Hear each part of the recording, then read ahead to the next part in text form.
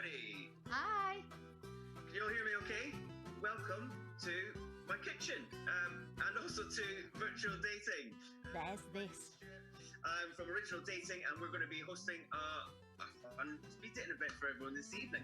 For one night only, they're letting me parachute in to virtual dates. Hello! Hello there. Good evening. Hi there. You must be Nikki. I am, and you're John. Tell me what you guys are looking for. Love.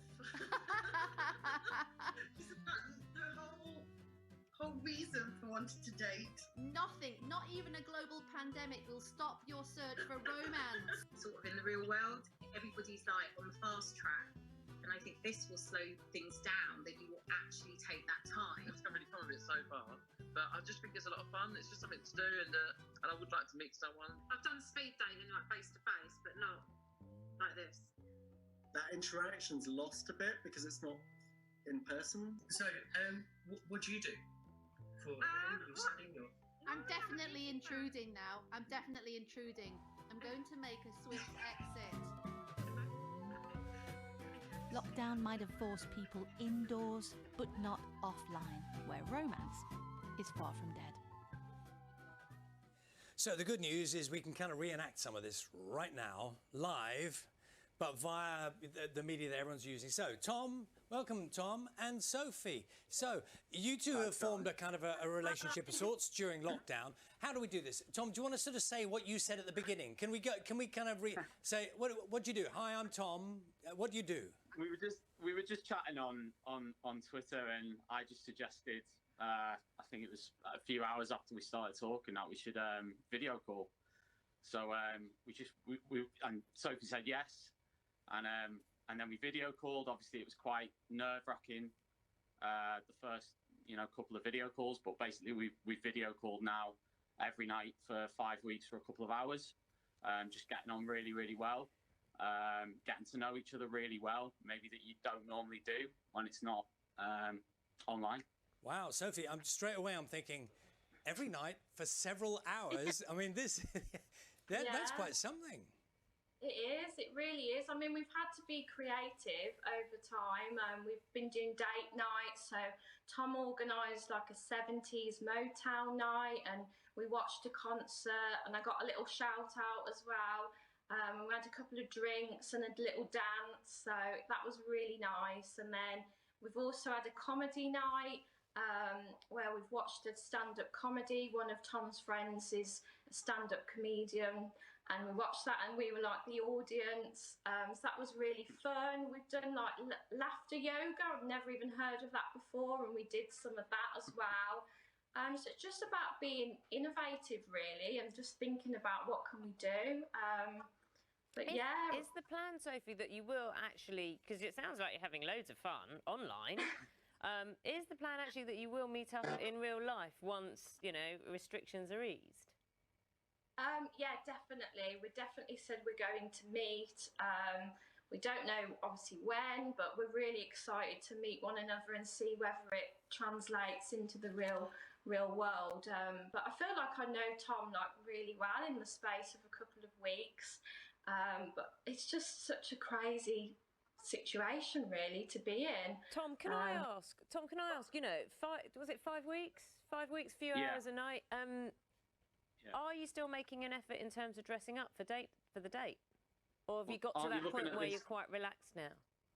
Aren't you looking at this video call, Naga? I haven't had a haircut for about 2 months. Well, that's the same as all of us. Clothes, you can make an effort. Are you still making an effort? Or has it got into that, comfortable slippers stage yet? Probably somewhere in between. But generally it's pretty comfortable. I think once you've talked for hours and hours and hours, because you have to remember a conventional date, I guess you would date once a week, wouldn't you, or something, and maybe text in between, whereas we've got it's actually really intense on a video call. You can't mutually watch TV or kind of look at the view together or something. You've got to kind of keep the conversation going. So you do get to know each other really well, and I think that then makes it more comfortable. Sophie, can I just ask one last thought? You said, I think, that you did a bit of dancing. So you separately dance, do you? And I've got this vision in my head of Tom on his own, kind of dancing around in front of the camera for your... how does that work? I laughs more than him. He kind of just laughs at me. I'm just, you know, it's yeah. I've got my glass of wine and I just have a little boogie while we're watching. Tom, I think you need to step up to the plate, my friend. I think you need to step up to the plate, and we want to see it if you do it. Do we? Yeah. Maybe not, actually. Maybe not. Maybe we don't. Well, what I would like to say is, Tom and Sophie, good luck and keep at it, and you know, whatever comes out of it, just well done for giving it a go. It's brought some love and joy this morning. Thank you very much, both of you. Cheers. Cheers. It's good to see the smiles, isn't it? Yeah, a lot of happiness there. And the creativity that's gone into the effort. Let's talk to psychologist Honey Lancaster-James, who takes a look at these relationships, and it's so interesting, isn't it? Because when you think, Honey, about how difficult it must be to establish a relationship, maintain a relationship online, those two were doing really well. Absolutely. I mean, I'm all for it. I think, you know, whatever can help us all get through this very, very strange situation has got to be a good thing. And of course, you know, relationships in lockdown is not an entirely new thing. I've been working for many years in reality television.